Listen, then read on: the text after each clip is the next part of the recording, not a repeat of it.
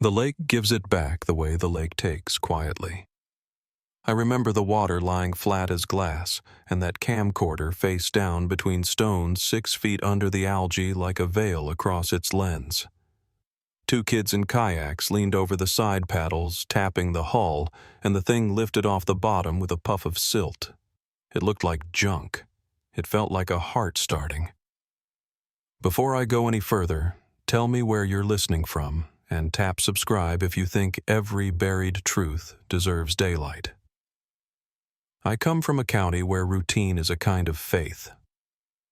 Back then, in late summer of '97, my nights were measured by the same markers: porch lights burning over cedar steps, the soft clatter of tackle boxes at the marina before dawn, and the hourly sweep of our patrol through neighborhoods that smelled like cut grass and grill smoke. Traverse City breathed easy in those months. We kept our windows cracked at night. We left coolers on decks for neighbors who stopped by. Folks smiled when you waved from a cruiser because the car meant watchful eyes, not trouble. I was a young sergeant then, 15 years on, but still light enough on the job to believe every storm could be read in the sky. My shift started at 5. I'd pour coffee at a little diner on Front Street and watch the bay take color while the breakfast cook rattled pans. If the wind came off the water, the city lost its edges. The sound rounded everything: tires on asphalt boats shouldering the dock, the distant horn of the drawbridge. You learn to hear what doesn't belong: the wrong footfall, the kind of laughter that announces a fight. But most nights were ordinary, so quiet you almost felt guilty cashing the check. Grace Ellison fit this place. We met the way people meet in a small town, through overlapping circles. The county's foster care panel, a church drive that filled the back of my cruiser with toys at Christmas, a seminar on how to talk to kids who shut down when the room gets loud. She had the kind of voice that made you lower yours.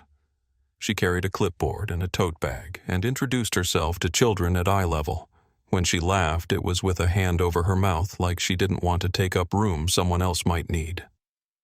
I'd see her down at the community center, kneeling on tile to tie a shoelace, or standing in a hallway, listening for as long as it took a story to spill out. The caseworkers respected her. So did I. She worked the hard side of hope and made it look like a craft you could learn. David Mercer came into our orbit a year or so before the wedding, a tall man with a careful way of carrying himself, as if he did his thinking in pencil first. He'd moved north to open an architecture office and put down roots the way practical men do: coffee at the same place each morning, volunteer stints at the Historic Society on weekends, and a habit of turning up with a roll of drawings under his arm. If he had sharp edges, they were tucked away. When people talked about David, they said steady, and in a town like ours, that's a high compliment. I knew of Aaron Cole the way you know professionals you bump into at events. He'd be the guy with the tripod wheeling backward under string lights while a couple danced his red cable coiled neatly at his feet. Early on, he worked Rotary dinners and high school plays. By '97, his calendar stayed full with weddings at every barn and shoreline lodge from here to Leelanau. He ran a tight setup cases lined like bricks gear labeled in block letters, batteries set charging on a power strip as soon as he found an outlet. I'd nod at him across a room while keeping an eye on the open bar, both of us doing our work without interruption. Around here, reliability is a second currency, and Aaron spent it freely. The world rose and fell with the summer light. In August, the bay smelled like kelp and gasoline. Boats dragged wakes behind them like silk. On foot patrol, we'd cut through alleys where someone's radio played ball games in a window and a box fan pulled heat through a screen. The downtown brick stayed warm after dark. Teenagers pedaled their bikes two abreast, and when you flashed the spotlight down to the pavement, would duck into single file with grins that said, "We know." I kept a notebook in my shirt pocket and wrote down the little things, because the little things add up the license plate of a car that didn't belong in a driveway, a porch light that burned at noon, a shop door locked one click too early. Most of the time, those notes went nowhere. They were the crumbs that proved I'd stayed awake. On Thursdays, Grace's schedule synced with mine. We'd pass at the county building, her with files angled against her hip and me with a thermos. I'd get a small wave, not the breezy kind, but the sort where a person sees you and marks it down. In a town full of chatter, she didn't chirp. She listened. If you've ever worked cases where kids bounce from house to house, you understand what a steady listener can do for a life. When Grace and David set their date, news didn't come as a flash. It was more like the tide touching your shoes there before you fully noticed. I first heard about it from a clerk at the licensing desk who smiled into her stamp pad late summer Pinecrest Bluff Lodge. The place sits on a rise of pines above the lake, a long porch that faces west so the sunset pours into the windows like honey. Folks go there for the kind of photographs that outlive people, water behind them, sky shifting from apricot to plum, a path of light across the chop. I'd worked details there for years. If it's not a drunk uncle or a missing cufflink, it's nothing at all. 2 weeks before the ceremony, I saw David downtown with a roll of ribbon and a list. He had the look of a man who'd traded the big ideas for a series of small ones, tablecloth lengths, flower delivery times, where to seat the cousin who hadn't spoken to the aunt since a summer picnic went sideways in '89. We nodded at each other by the curb, and he pointed the roll at me like a baton. "Almost there, Sergeant," he said. "She wants wildflowers. Says they look like they belong here." He waited a beat, then added softer, "They do." Grace picked a dress that didn't fight the day, nothing that shouted. A friend of mine at the boutique said it was satin with sleeves that caught the light in a way she couldn't explain except to say, "It moves when she moves." I remember thinking that sounded like our county. When it behaves, it looks still until you watch the edges. In the weeks leading up, the small roads around the lodge took on that excited look. 2 pickup trucks at a time, hauling rented chairs. Landscapers trimming the bluff trail, so a bride wouldn't snag fabric on a branch. The kitchen windows steamed in the mornings, while the chef tested sauces and staff dragged hoses across the grass to damp down the dust before a photographer's lens had to lie.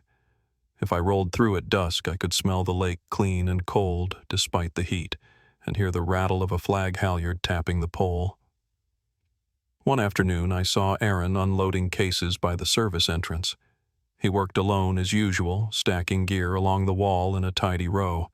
We chatted for a minute about weather, the only thing you can't rent or control, and he tilted his chin toward the western sky. "If the wind holds," he said, "they'll get the pinks." He meant the sunset colors that arrive like a gift if you've paid for the room. He spoke like a man who'd seen 100 of these nights and still respected the scene. There were other moving parts and other people. Grace's sister driving in with a trunk full of vases. A florist who tucked Queen Anne's lace into jars like she was fluffing a pillow. A DJ building a playlist around Motown and soft rock so the grandmothers could find their tempo. That's how a wedding builds piece by piece, like a house. And when the weather cooperates and the cooks don't burn the butter and the band shows up with fresh strings, the thing feels inevitable, like the county had been practicing all summer for this one late September night. I'd be lying if I said nothing at all snagged the edge of my attention. A week out, a call came across my desk from a volunteer at the community center asking if I'd seen Grace. She'd left a flyer behind with a note to check the dates on a tutoring schedule after the honeymoon. Nothing unusual, just her kind of tidiness.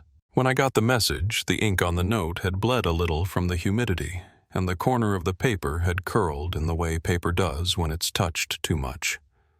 I smoothed it flat and thought about how people try to put their lives in order before something big.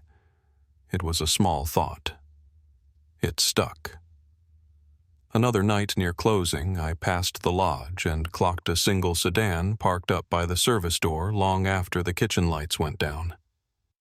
The lot smelled like wet pine. The car's dome light was off windows black, and a length of thick cable ran along the edge of the doorway where someone must have dragged equipment inside earlier. I wrote down the plate, even though it was a vendor's tag I'd seen a dozen times. Habit. That notebook filled with moments that were nothing on their own. Grace and I had our last conversation 2 days before the wedding. We met on the courthouse steps at the end of a long afternoon where the heat pressed down like a hand. She had a to-go cup in one hand and a scrap of burlap ribbon tied around her wrist. A reminder to pick up something she said with a laugh because she'd started losing her lists. We talked for all of 3 minutes. She told me about the wildflowers and how they'd chosen the lawn for the ceremony so the kids could run if they wanted to. "It's a big day," she said. "I don't want anyone to feel trapped." It wasn't until later I heard the echo of that word. On the morning of the event, I made my usual rounds. The bay wore a light breeze that tipped the water just enough to sparkle. Forecast said mid-70s, dropping to the low 60s after sunset. Good air for a suit. By noon, the tents stood with their sides rolled up to invite wind. Through the windows of the kitchen, I saw the chef tasting something red with a spoon and nodding. It all looked like a machine running smoothly. My shift took me to a minor fender bender on Garfield. 2 neighbors arguing about a hedge line and a call from an elderly man certain he heard a fox talking behind his barn. We checked it out, found a radio stuck on between stations. If you stood in the right spot, you could swear a voice was forming words. He and his wife brought us lemonade, and we smiled into our cups and then drove away, relieved by the kind of problem that dismisses itself. By early evening, Pinecrest Bluff Lodge lifted its lights. The porch hung with small bulbs that warmed the wood to the color of bread. The path to the lawn had been swept. I could smell cut stems and the citrus tang of furniture polish. Cars eased in 2x2 tires, whispering on gravel.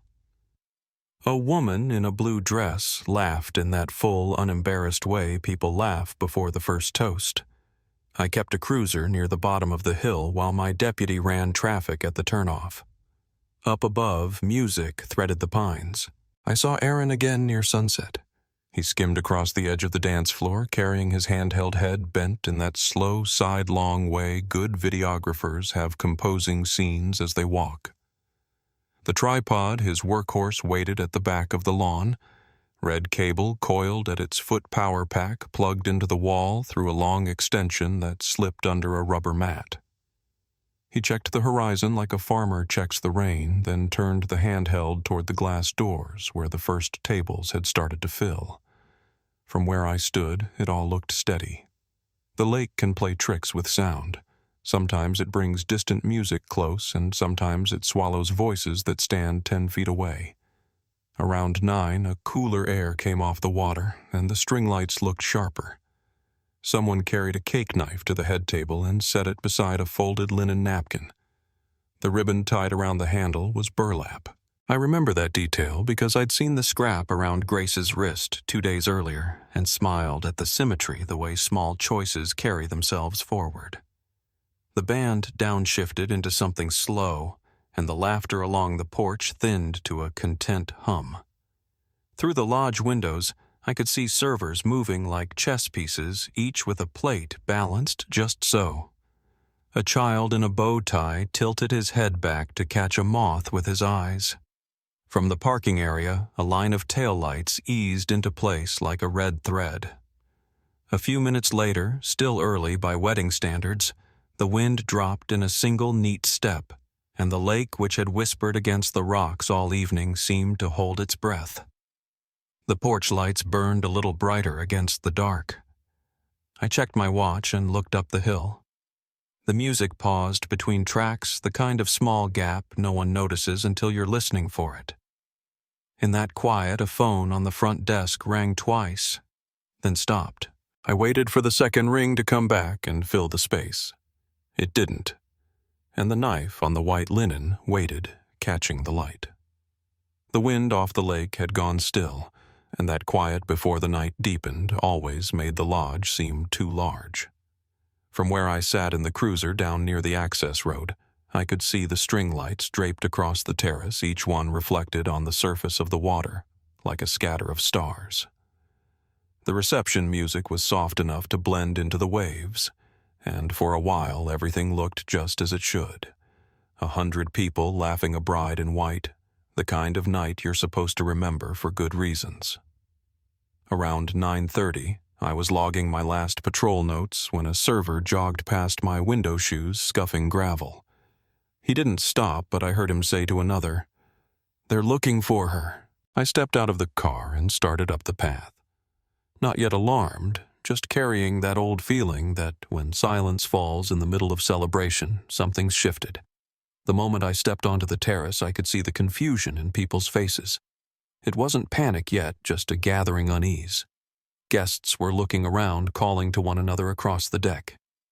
David stood near the head table, still in his tux, the cake knife untouched beside the tiered cake that waited under its glass dome. He looked toward me as if relief and disbelief were competing in the same breath. "She went out for air," he said.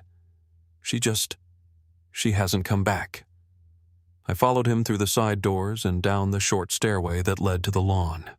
The night air was heavy with the smell of pine and wine, a mix that felt almost sweet. The lake shimmered under the terrace lights, but there was no movement beyond the gentle lap of water against stone. Her shoes were still under the table inside, he told me. Purse, keys, everything. We spread out across the grass, me. David, 2 groomsmen, and one of the lodge staff carrying a flashlight. We walked the edge of the bluff, our beams cutting narrow cones into the dark. Nothing but cattails and the glint of dew. From up the hill I heard someone yell that the videographer was gone too. I felt my gut go cold at that, not because I assumed the worst yet, but because 2 absences at once meant a pattern, not a coincidence. We checked the parking lot. The videographer's van sat where it had been earlier, doors locked, equipment cases still stacked neatly inside through the window. His main camera, the large one on a tripod, was found powered off near the back of the hall, but his smaller one, the handheld, wasn't there. By 10:30, the chatter had turned to whispers. The music stopped altogether. When people run out of explanations, they start repeating the last thing they know for sure. She was dancing. She said she needed air. I saw him filming near the bar. No one had seen them leave together. No one had heard a car, just a gap in time that widened with every minute. I called it in, gave the dispatcher the location, and asked for a uniform unit to assist. Within half an hour, squad lights were splashing across the pines, and the crowd had thinned to small clusters of relatives and staff. We began with the obvious. Bathrooms, kitchens, storage rooms empty. Down below, the narrow path to the lake twisted between trees, damp and uneven. I took one side while another deputy took the other. I remember catching the smell of wet earth and the faint metallic tang of the lake. The beam of my flashlight slid over the rocks at the water's edge, smooth, slick, and treacherous even in daylight. Nothing there but the hush of small waves. We found no footprints in the sand, no torn fabric caught on the brush. It was as if the night had closed around them and forgotten to give them back. When the K9 units arrived, they picked up her scent easily from the terrace. Barefoot impressions still fresh on the wooden deck. The dogs followed that trail down the slope to where the bluff met the waterline and stopped circling, whining low. They did the same when given the videographer's shirt for reference. Both trails ended at the same dark line of stones. I remember the handlers exchanging looks that didn't need words. We called for the dive team. I stayed near the terrace as the search grew into something larger. Floodlights snapped on, bleaching the grass white and throwing hard shadows under the tables. Guests were interviewed one by one, their voices trembling with repetition. She had been happy the day had gone perfectly. There had been no argument, no sign of nerves. David sat on the steps, staring at the shoes she'd left behind. When Detective Nora Pierce arrived just before midnight, she crouched beside him, speaking low. She asked me to walk her through the timeline while technicians began taking photographs of the terrace rail, the footprints, the path down to the water. The whole scene felt too quiet for what we were documenting. No chaos, no blood, no visible struggle, just absence. By dawn, the search perimeter extended 5 miles along the shore.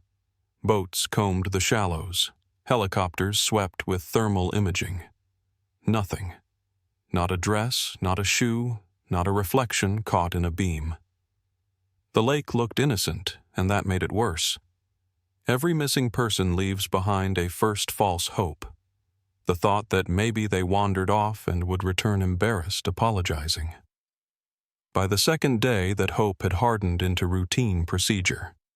Dive crews went deeper, their ropes vanishing into the gray water. When they surfaced, shaking their heads, the sound of their regulators hissed like a sigh. Back on land, the story reached the news before noon. Bride missing after wedding on Lake Michigan. Reporters camped by the police line, broadcasting live shots of the lodge's wooden sign framed by patrol cars.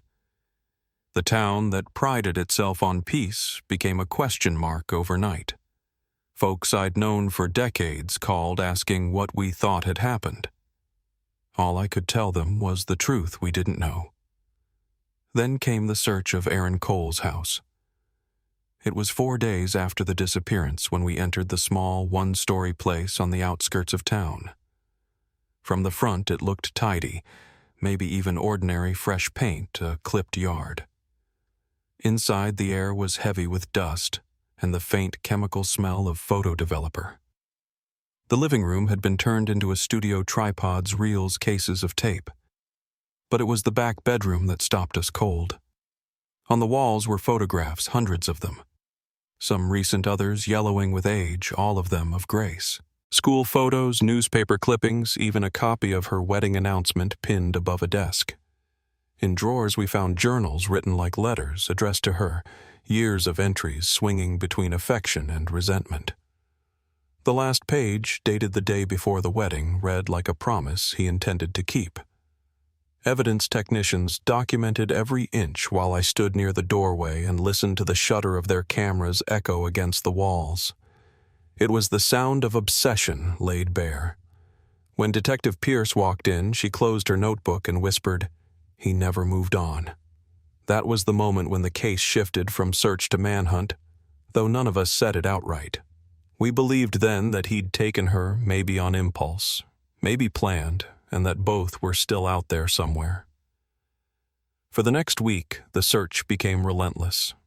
The FBI joined in. Maps littered the command table at headquarters, dotted with red pins marking every potential lead. We followed sightings from Petoskey to Chicago, each one a dead end. People saw what they wanted to see: a woman who resembled Grace in an airport, a man fitting Aaron's build, pumping gas off the interstate. Every tip we chased opened and closed like a door on an empty room. At home, the phone rang late most nights.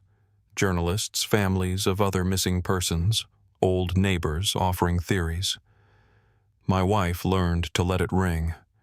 There's a fatigue that sets in after so many maybes. It dulls even the sound of your own voice explaining the same facts. We found ourselves repeating phrases like "no developments" and "ongoing investigation" until they lost meaning. Months passed that way, and then years. The posters yellowed on utility poles. The lodge repainted its terrace rail, though you could still see faint discoloration where the varnish met older wood. David stopped by the station sometimes, always polite, always carrying hope like a fragile item he refused to set down. He never remarried. On anniversaries, he left wildflowers on the bluff. When I retired, the case file came home with me in memory, if not on paper. Every investigator has one that doesn't let go. I kept wondering about that railing, the way the grain ran smooth beneath the varnish, whether she might have leaned too far slipped. But the presence of that man Aaron with his camera and his fixation kept turning the question darker. Without bodies, the lake held the final say, and the lake said nothing. Years rolled on, and the town healed around the absence like skin around a scar. Then one August morning in 2020, my phone buzzed on the counter while I was making coffee. A number I didn't recognize left a message. 2 teenagers kayaking near an old submerged dock had pulled up a camera, maybe belonging to someone from an old case. My first thought was that it would be rusted junk. But when the name Traverse City Police came across my screen again an hour later, and I heard the words, Sony Handycam, something in me straightened. The air seemed to hold still just as it had that night on the terrace 23 years earlier. By the time I arrived at the department, the camera sat in an evidence bag on the table covered in barnacles and lake growth. The waterproof housing was cracked but intact. Detective Pierce Gray, now around the temples, met me in the hall.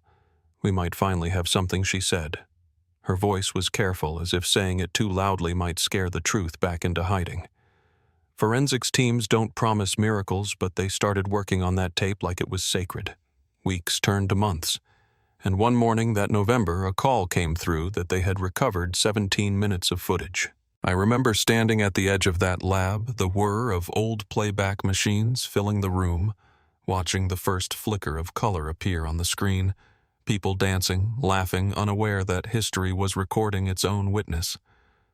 I don't know what I expected to see beyond that. Maybe confirmation of an accident, maybe closure. What we saw instead pulled the air right out of the room. It wasn't noise or static. It was a window opening back to that night, the one that had never stopped echoing in this town. And as the camera's perspective shifted toward the terrace doors, we realized we were about to watch the truth we'd chased for 23 years walk straight into view. The first frame that came to life was soft and flickering, like the edge of a memory. We were standing in the forensics lab at Michigan State, three of us shoulder to shoulder in that dim blue glow, watching a 23-year-old wedding blink back to life. The sound was faint, warped by age and water, but the laughter was unmistakable. I could see Grace spinning under the lights, her white dress catching the music, her husband smiling at her as if the rest of the room had disappeared. For a moment, it didn't feel like evidence. It felt like we'd stumbled into someone's private happiness. Then, in the corner of the frame, I saw a shadow moving differently from the rest, steady tracking, and I remembered why we were there. The timestamp read 9:20 p.m. Dr. Patel kept one hand near the controls, ready to pause if the image started to fail. The tape's edges were scarred entire seconds, dissolving into static, then returning with a sharp hiss. Still, it held. Grace stood from the head table, leaned toward her husband, and said something we couldn't hear. She smiled, brushed her hand along his arm, and walked toward the terrace doors. The handheld camera followed the motion smooth at first, then tightening like the lens itself understood this was the moment it had been made for. I felt my stomach twist when I realized the angle wasn't the kind of movement a professional makes, it was pursuit. When she stepped outside, the deck lights wrapped her in that honey-colored glow I remembered from the night of the search. You could hear the crickets faint through the mic and the low hum of music bleeding through the doors. Then a man's voice, soft, uncertain, called her name. She turned. "Aaron," she said. Even after all those years, hearing her voice broke something in me. She wasn't angry, not even surprised, just a little confused, like someone who's found an old friend in the wrong place. He told her he needed to talk, that it would only take a minute. You could see the politeness on her face as she agreed, not knowing she'd just stepped past her own safety. He set the camera down on a terrace table, the angle tilted slightly up, catching both of them in the frame. Grace stood near the railing, her back to the water. She was trying to listen to end it kindly, but his words came faster, brittle around the edges. Years, love, fate. All the things that don't sound dangerous until they start circling back on themselves. She tried to move around him. He caught her arm. You could see her posture shift, that small defensive recoil. "Don't do this," she said. "Please don't." It's strange the way tragedy happens in silence. There was no scream, no chaos. Just a stumble, the scrape of wood, the dull thud as she slipped against the railing, and then a sound I can't forget. The camera stayed fixed, but the entire world seemed to drop out of the frame. He shouted her name once, twice, then nothing but his breathing ragged and desperate. For almost 2 minutes, we heard him crying somewhere off-screen. A grown man unraveling in real time. I wanted to look away, but no one moved. Finally, he came back into view. Face, pale hands, slick with something darker than water. "She's gone," he kept saying. "She's gone. Oh, God, she's gone." Then his voice changed, flattened, measured. That's when he started planning. He looked toward the lake, whispered something about hiding her, and disappeared from view again. What followed was worse than any violence we could have imagined. The clatter of equipment being dragged, metal striking stone, the splash of something heavy meeting water. I remember gripping the edge of the table as he said, "No one can know." When the footage ended, none of us spoke. The hum of the machine filled the silence. Dr. Patel removed her glasses and set them beside the keyboard, her eyes wet but steady. Detective Pierce turned toward me, mouth open, no words ready. I'd spent decades chasing pieces of that night, and now the truth sat in front of me, cruel in its simplicity. There was no mystery left, only proof of how a single obsession could destroy a life in less than 11 minutes. The next morning, we were back on the lake with the dive team guided by the GPS metadata recovered from the recording. The air had that early winter sharpness, the kind that stings your lungs. The water was flat, heavy with reflection. Watching the divers slip beneath it felt like watching men descend into memory itself. They followed the coordinates along the rock shelf beneath the terrace, the same stretch of shoreline where years earlier the dogs had stopped and refused to move forward. This time they came back with something. She was exactly where the footage said she would be, 43 feet down, tangled in a web of lighting cables and tripod stands. Time and cold water had preserved her in a way that felt almost merciful. The remains were lifted carefully into the boat wrapped in tarps, the sound of water running off the metal, stretching out longer than it should have. One of the divers, a man younger than most of the evidence in my case file, whispered, "She waited for us." I couldn't speak. All I could do was nod. That night, the county morgue confirmed what we already knew. Dental records matched. The husband, David, was notified before sunrise. He didn't cry when I told him. He just leaned forward, elbows on his knees, and whispered, "I knew she was here." It was the kind of faith that survives beyond reason. I stayed with him until the sun came up, both of us watching the light spill across the same lake that had hidden her for more than 2 decades. In the weeks that followed, the story moved faster than we could. Reporters came back. The prosecutor's office prepared a formal statement. There would be no trial. Aaron Cole was gone, lost to the same water he'd chosen to hide his crime. The official record called it a homicide followed by suicide, but that felt too clean. What happened on that terrace wasn't about rage or premeditation in the way we usually define it. It was a moment of delusion turned irreversible. And yet, knowing that didn't dull the loss. I went back through his journals one last time. Reading them now, they read less like love letters and more like the slow tightening of a knot. He'd convinced himself that she belonged to a version of her that had never existed, a 17-year-old memory he couldn't let age. Somewhere along the line, he stopped seeing her as a person and started seeing her as proof of what he'd been denied. That's what obsession does. It replaces reality with rehearsal. The case closed officially just before Christmas. The lodge owners asked if we'd help them redesign the terrace, maybe install a memorial marker. I walked that deck one more time while the carpenters measured boards. The wood was new, bright, but when the wind moved across the surface, I could still hear that faint echo of laughter from long ago. I placed my hand on the railing and felt how smooth it had become. No cracks, no splinters, just the same view of water stretching into the horizon. A month later, I got a letter from David. It was shorthand written, and I remember every word. He thanked us, said he'd started a foundation in her name for foster kids in the county. She wanted to build families, he wrote. Now she still can. I sat at my kitchen table reading that line again and again until the light changed on the wall. After all the years of searching after the noise and the theories, it came down to that a husband's quiet act of remembrance. But for me, it wasn't done. I still found myself thinking about the camera the way it had been lying there underwater, sealed and waiting. How many times had we searched that stretch of lake and missed it by a few feet? How many storms had passed over it? How many winters iced it in, while the truth sat preserved behind a layer of plastic?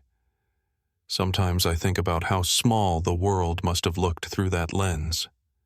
The bride framed perfectly. The background blurred a man so lost in what he thought was love that he never saw the edge beneath her feet.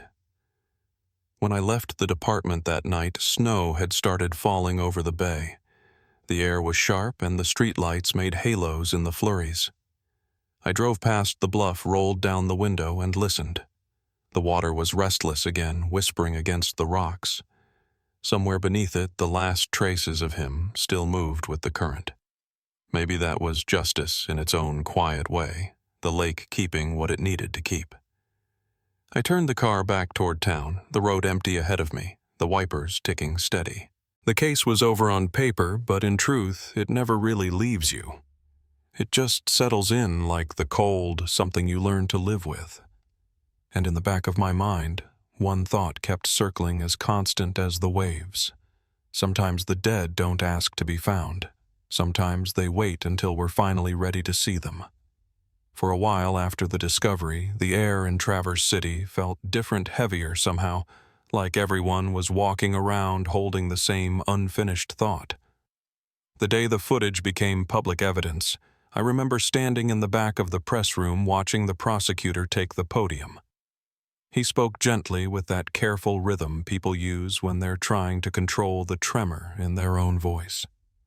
There were families in the front row, people who had come to every hearing, every anniversary, who had waited half their lives to understand why one bright September night had turned dark. Behind them were reporters' cameras stacked like totems, the hum of their machines mixing with the static from the microphones. When the prosecutor said Grace's name out loud, the room fell quiet. You could feel the collective exhale of a truth too long buried. He explained what the footage showed, not in detail, just enough to make sense of what had haunted us for 23 years. The story was simple, a moment of obsession, a slip, a decision that turned irreversible. That was it. Nothing cinematic, nothing mysterious. Just a man who couldn't let go, and a woman who trusted the world to be kind a little too long. I remember looking at David sitting off to the side, hands folded, eyes closed. He wasn't there for headlines. He just wanted confirmation. When the prosecutor finished, David stood and thanked the police, the divers, the forensic team. His voice thin but steady. "You gave her back," he said. That was all. Then he walked out before the questions began, leaving the cameras to swivel aimlessly after him. The case was closed officially that afternoon.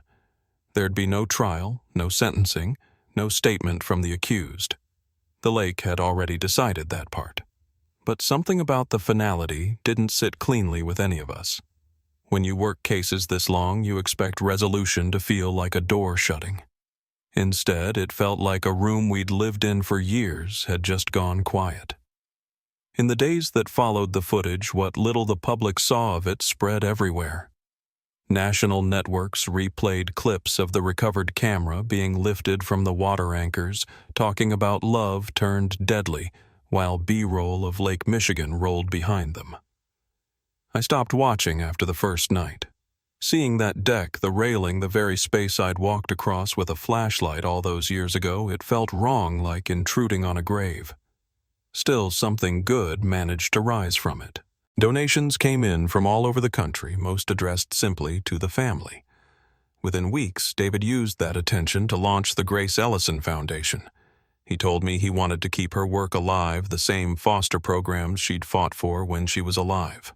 The first scholarship went to a young woman aging out of the system that spring. I helped deliver the letter.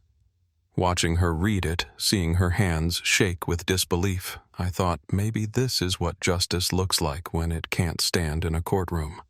The Pinecrest Lodge reopened quietly a few months later. They'd repainted the terrace, replaced the boards, planted a ring of wildflowers where the ceremony had once been. It wasn't the same place anymore, not really. The owners invited me to the dedication, just a small gathering, a new plaque at the edge of the deck. It read, "For grace may love never turn blind to its own reflection." I stood there longer than I meant to, listening to the water move under the bluff. Even after all that time, the lake still sounded the same calm, patient, deceptive in its stillness. Back in Lansing, the forensics lab received an award for the recovery work. Dr. Patel was interviewed on national television. She said something that stayed with me. Technology doesn't always erase. Sometimes it remembers better than we do. She wasn't wrong. That camera had kept its secret for 23 years, perfectly preserved in the dark, waiting for someone to be ready to see. The device itself ended up in the State Museum, sealed behind glass, sitting on a velvet pad under soft light. Every time I picture it there, I imagine the weight of it, the film wound tight inside that single artifact, carrying a man's confession and a woman's last moment. It's strange how grief and truth can share the same casing. The teenagers who found the camera came to the ceremony too, Owen and Emma. They were kids when they pulled it from the water, just curious enough to dive after something shiny. When I met them, they both looked older the way responsibility ages you overnight. They told me they were studying criminal justice now that this case had changed how they saw the world. I told them not to lose the part of themselves that still believed in luck, because sometimes luck is the only thing that keeps the truth from staying buried. As winter settled in, I thought about retiring for good, leaving the old files where they belonged. But I couldn't quite do it. Some nights I'd drive down to the lake and park where the bluff overlooked the water. The wind would come off the bay cold enough to make my eyes tear, but I'd sit there anyway, watching the surface shift. There's something about that horizon, the way it hides everything beneath it, that keeps a man humble. A few months later, I got a call from a local reporter asking if I'd comment for a feature about unsolved cases. She wanted to talk about Grace's story as a triumph of perseverance. I told her there wasn't much triumphant about it. Perseverance doesn't always mean winning, it just means you don't quit before the truth shows up. She thanked me politely and hung up. The story ran without my quote. The world moved on as it always does. The town got back its festivals, its tourists, its noise. People stopped lowering their voices when they passed the lodge. But for those of us who were there, a certain stillness never lifted. I'd find myself replaying moments from that footage in my head. Not the fall, not the panic, but the seconds before. The way Grace looked out over the water, calm, unaware, maybe even grateful for a moment of peace after the noise of the reception. That's what I hold on to. If I had to remember her by one image, it wouldn't be the tragedy. It'd be that her dress catching the light, the lake breathing against the rocks, a quiet moment before the world tipped. I visited David once more before I left the department. He'd moved into a small house near the outskirts of town. The walls were lined with photos, Grace smiling in the garden, Grace with the kids from her work, a candid shot from their engagement where she was caught mid-laugh.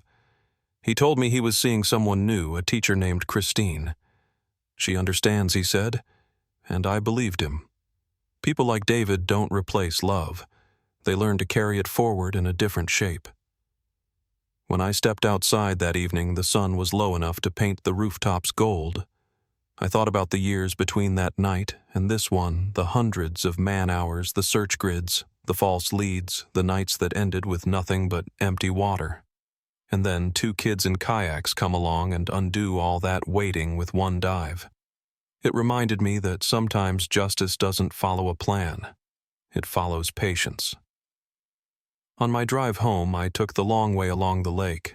The road curved with the shoreline, the waves flashing between trees. At one turnout, I stopped and cut the engine. The quiet came down thick, and for a long minute, I just listened. Somewhere out there, beneath 40 feet of cold water, the last pieces of that camera's gear still rest. Metal stands, cables, small things that no one bothered to retrieve. The lake keeps them now like footnotes to a story finally told. As I sat there, the sky dimmed from orange to gray, and the first evening stars began to show. For the first time in years, I didn't feel the weight of the case pressing on my chest.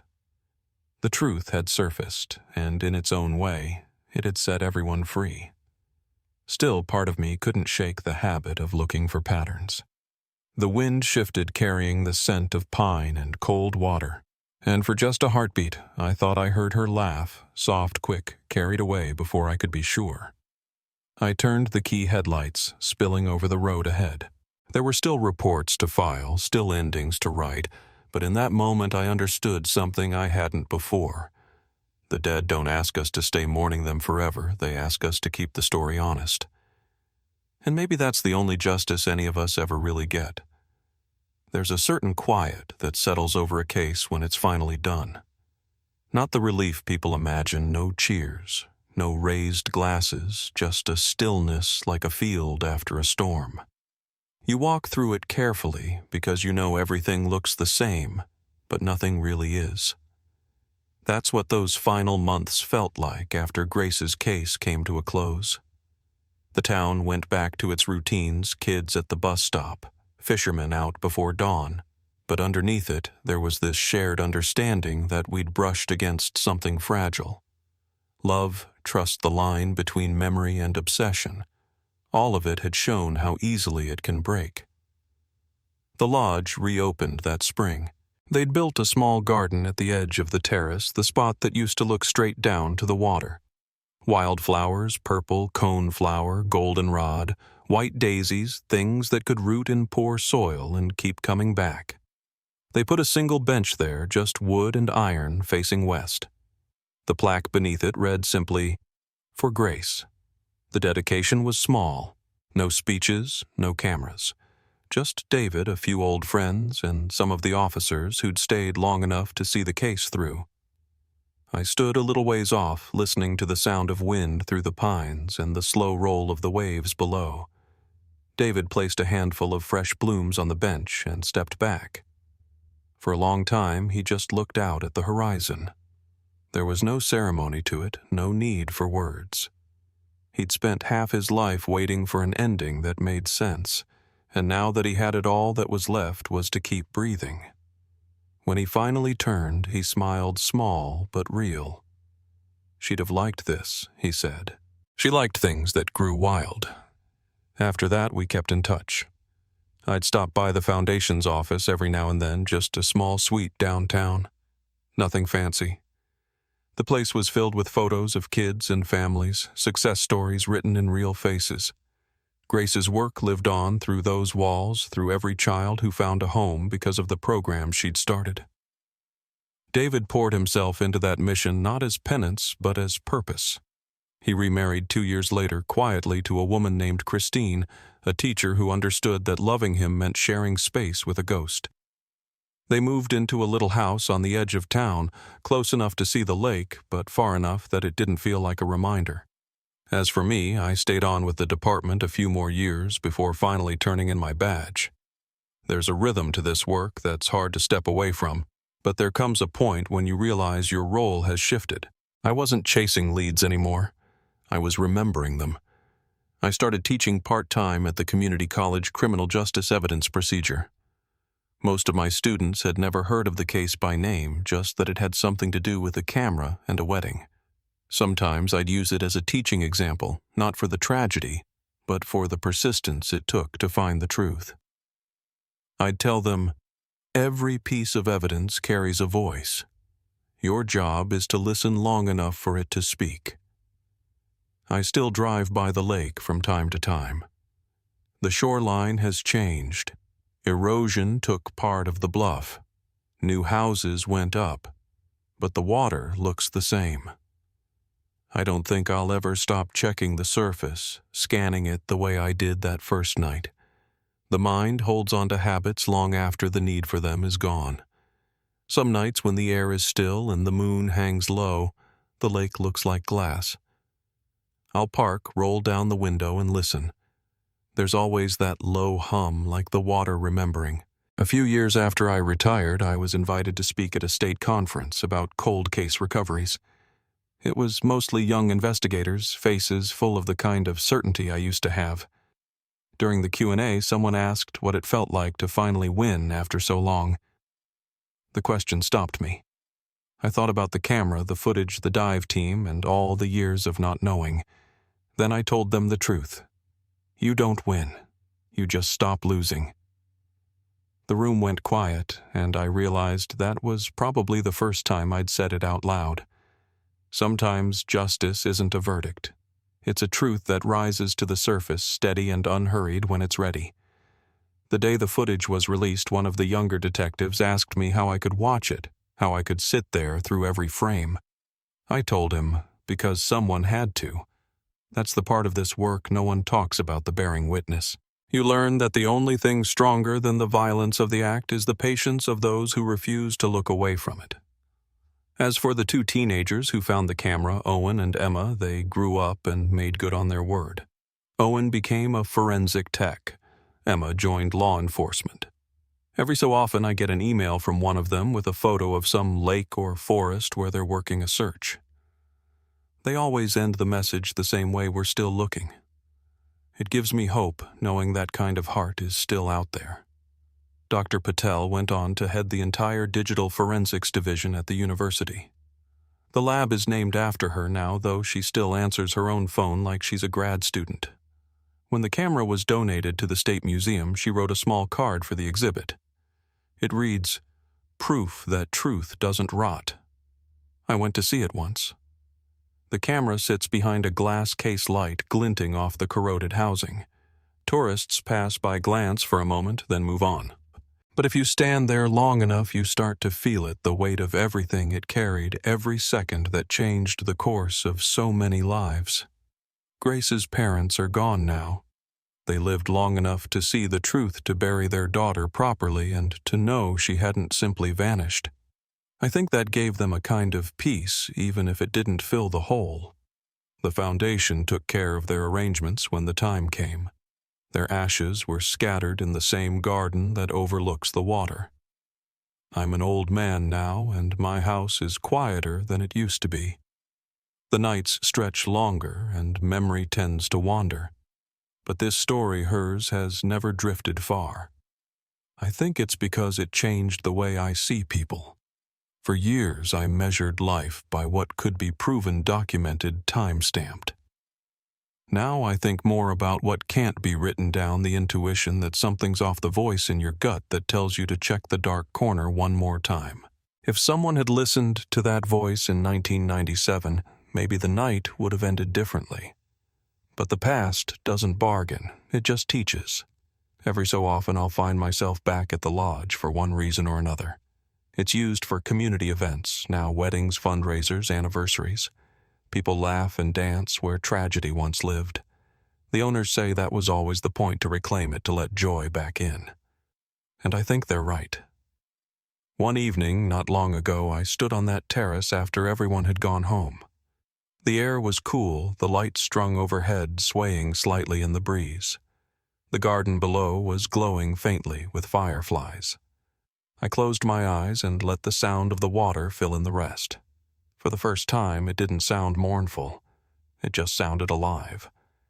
When I finally turned to leave, I noticed someone had left a bouquet of wildflowers on the bench. No card, no signature, just color and fragrance and silence. I didn't touch it. I didn't need to. Some things don't belong to the living anymore. They just need to be witnessed. Driving home that night, headlights cutting through the dark, I realized something I wish I'd known back then. Closure isn't about answers. It's about presence. About knowing you stood where someone disappeared and stayed there long enough for the truth to find its way back. That's all any of us can really do, keep watch until the water clears. If this story stayed with you, share it not for the views, but so no one's name gets lost to the dark. Every story, no matter how long it takes, deserves its ending. And every ending, if you listen closely enough, still carries a heartbeat.